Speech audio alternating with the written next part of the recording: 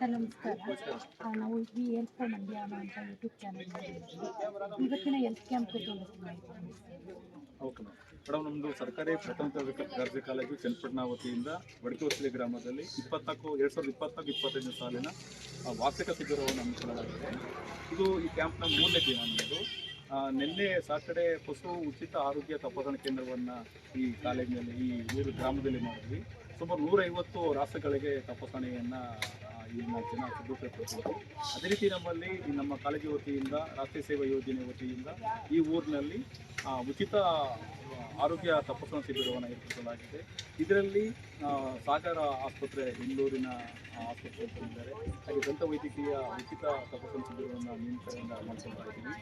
So ಇಲ್ಲಿ ಸುಮಾರು ಇಲ್ಲಿವರೆಗೆ ಸುಮಾರು ಒಂದು 100 ಜನ ನಮ್ಮಲ್ಲಿ ಎನ್ರೋಲ್ ಆಗಿದ್ದಾರೆ.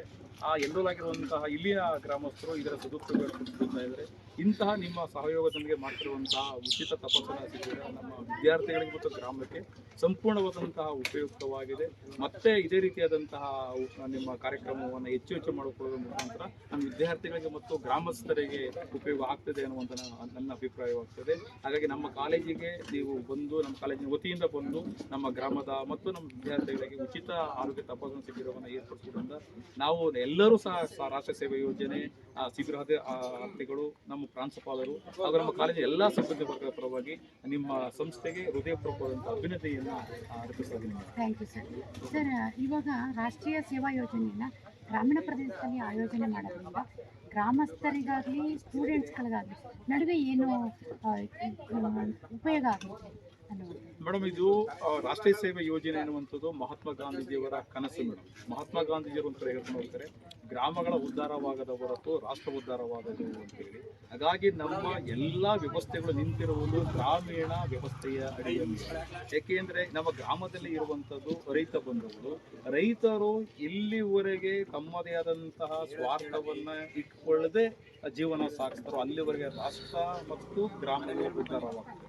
ಬೇರೆ ಜನಾಂಗದ ರೀತಿಯಲ್ಲಿ ನಮ್ಮ ರೈತರು ಏನಾದರೂ ಸ್ವಾರ್ಥವನ್ನು ಇಟ್ಕೊಂಡು ಬದುಕನ್ನು ಕಟ್ಟಿಕೊಳ್ಳದೆ ಆದರೆ ಏನು ಅನ್ನದಾತ ಅಂತ ಏನು ಕರೀತಾ ಇದ್ದೀವಿ, ಅದಕ್ಕೆ ಅದು ಅಪವಾದವಾಗ್ತದೆ. ಆ ಹಿನ್ನೆಲೆಯಲ್ಲಿ ಮಹಾತ್ಮ ಗಾಂಧೀಜಿಯವರ ಕನಸೇನಿದೆ ಗ್ರಾಮಗಳ ಉದ್ಧಾರ ಅನ್ನುವಂಥದ್ದು, ಆ ಕಾನ್ಸೆಪ್ಟ್ ಹಿನ್ನೆಲೆಯಲ್ಲಿ ಗಾಂಧೀಜಿಯವರ ನೆನಪಿಗೋಸ್ಕರ ಭಾರತ ಸರ್ಕಾರ ಈ ರಾಷ್ಟ್ರೀಯ ಸೇವಾ ಯೋಜನೆಯನ್ನು ಸ್ಥಾಪನೆ ಮಾಡಿದೆ. ಆ ಹಿನ್ನೆಲೆಯಲ್ಲಿ ಎಲ್ಲ ನಮ್ಮ ರಾಜ್ಯ ಮತ್ತು ಭಾರತದ ರಾಷ್ಟ್ರದ ಎಲ್ಲ ಕಾಲೇಜು ಮಟ್ಟಗಳಲ್ಲಿ ಈ ರಾಷ್ಟ್ರೀಯ ಸೇವೆ ಯೋಜನೆಯ ವಿಂಗ್ಗಳನ್ನು ಅಂದರೆ ಸಂಸ್ಥೆಗಳನ್ನು ಸ್ಥಾಪನೆ ಮಾಡಿಕೊಂಡು ಪ್ರತಿ ವರ್ಷ 1 ಅಥವಾ 2 ಯೂನಿಟ್ಗಳು ಆಯ್ದ ಗ್ರಾಮಗಳಿಗೆ ಹೋಗಿ ಗ್ರಾಮಸ್ಥರಿಗೆ ಅಲ್ಲಿ ಅರಿವನ್ನು, ಅಂದರೆ ರಾಷ್ಟ್ರೀಯ ಸೇವೆ ಯೋಜನೆಯ ಅರಿವನ್ನು ಮತ್ತು ಇನ್ನಿತರ ಅರಿವುಗಳನ್ನು, ಉದಾಹರಣೆಗೆ ಆರ್ಥಿಕ ಸ್ವಾವಲಂಬನೆ ಆಗಿರ್ಬೋದು, ಆರೋಗ್ಯ ತಪಾಸಣೆ ವಿಚಾರ ಆಗಿರ್ಬೋದು, ಸ್ವಾವಲಂಬನೆ ಬದುಕು ಆಗಿರ್ಬೋದು, ಹೈನುಗಾರಿಕೆ ಆಗಿರ್ಬೋದು, ಇಂಥ ವಿಚಾರಗಳನ್ನು ಆ ಗ್ರಾಮಸ್ಥರಿಗೆ ಮುಟ್ಟಿಸುವ ಮುಖಾಂತರ ವಿವಿಧ ಇಲಾಖೆಗಳ ಸವಲತ್ತುಗಳಿಗೆ ಈಗ ಕೆಲವರಿಗೆ ಸವಲತ್ತುಗಳು ಹೇಗೆ ಸರ್ಕಾರ ಸವಲತ್ತು ಏನಿವೆ ಅಂತೇಳಿ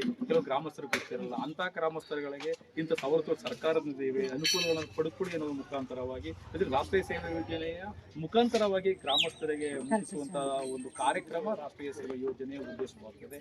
ಜೊತೆಗೆ ಸ್ವಚ್ಛತೆಯನ್ನು ಕಾಪಾಡುವಂಥದ್ದು, ಏನು ನಮ್ಮಲ್ಲಿ ಇರುವಂಥ ನಾವೆಲ್ಲರೂ ಒಂದೇ ಅನ್ನುವಂತಹ ಕಾನ್ಸೆಪ್ಟ್ ಏನಿದೆ, ಆ ಹಿನ್ನೆಲೆಯಲ್ಲಿ ರಾಷ್ಟ್ರೀಯ ಸೇವಾ ಯೋಜನೆ ಕೆಲಸವನ್ನು ಮಾಡ್ತಿದ್ದೀವಿ. ಸ್ಟೂಡೆಂಟ್ಗಳಿಗೆ ಇದ್ರ ಪ್ರತಿಕ್ರಿಯೆ ಹೇಗೆ ಬರ್ತಾ ಇದೆ? ಸ್ಟೂಡೆಂಟ್ಗಳಿಂದ ಏನಾಗಿದೆ ಅಂದರೆ ಅವರೇ ಸ್ಟೂಡೆಂಟ್ಸ್ಗಳು ನಾವೇನು ಮಾಡ್ತೀವಿ, ಕ್ಯಾಂಪಲ್ಲಿ ಮುಗಿದಾದ್ಮೇಲೆ ಅವರ ಅಭಿಪ್ರಾಯಗಳನ್ನು ನಾವು ತಗೊಳ್ತೀವಿ. ಅಭಿಪ್ರಾಯಗಳು ಹೇಳಿದಾಗ ಹೇಳ್ತಾರೆ, ಸರ್ ನಾವು NSS ಬರುವ ಮೊದಲು ಬೇರೆ ರೀತಿ ಇದ್ದೀವಿ, NSS ಬಂದಾಗ ನಮ್ಮ ಜೀವನ ಮಟ್ಟ ಸುಧಾರಣೆ ಆಗಿದೆ, ನಮಗೆ ಶಿಸ್ತು ನಮಗೆ ಬಂದಿದೆ, ರಾಷ್ಟ್ರಾಭಿಮಾನ ಅನ್ನುವಂಥದ್ದು ನಮಗೆ ರೂಢಿ ಆಗಿದೆ, ಸಹಬಾಳ್ವೆ ಸಹ ಬದುಕು ಅನ್ನೋದು ನಮಗೆ ರೂಢಿ ಆಗ್ತಾ ಇದೆ, ನಾವು ಜೀವನದಲ್ಲಿ ನಾವು ಏನೆಲ್ಲ ಕಳ್ಕೊಳ್ತಾ ಇದ್ದೀವಿ ಅನ್ನೋದು ಈಗ ನಮ್ಗೆ ಅರ್ಥ ಆಗ್ತಾ ಇದೆ.